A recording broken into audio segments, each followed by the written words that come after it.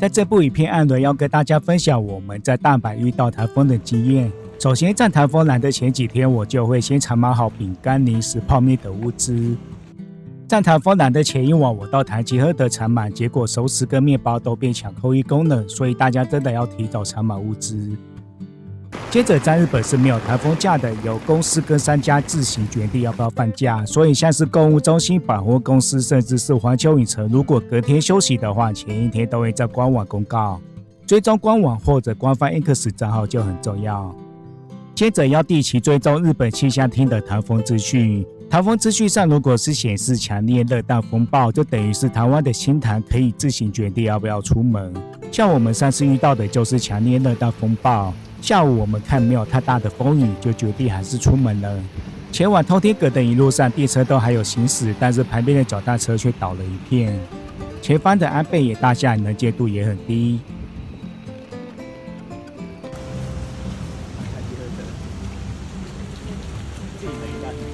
这天通天阁有开的店家不多，大串也选择休息，不过还是有串炸店会营业，还是可以来觅食一下。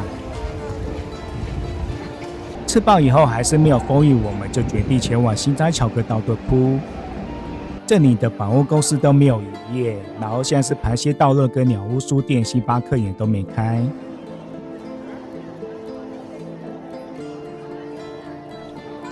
甚至连道顿窟的地标固定果的跑跑人也没有开灯。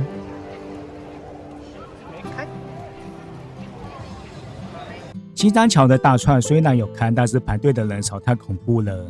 艾伦在这里推荐大家可以到大串的龙桥店，完全没有人可以放心逛街购物。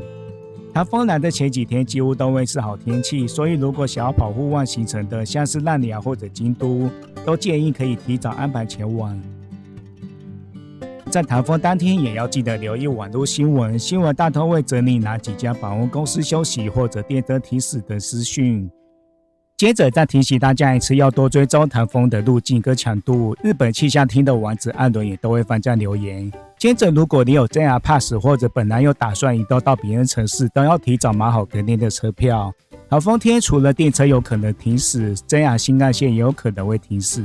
这时候受到停驶影响的乘客们就会开始预约后面几天的车票。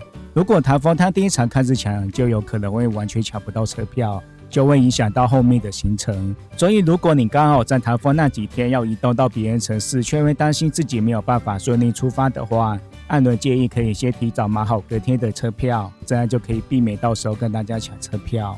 这样 pass 划位的话也是一样，如果这样新干线真的也没有车票了，也要马上考虑国内的飞机航班，看看能不能取代移动方式。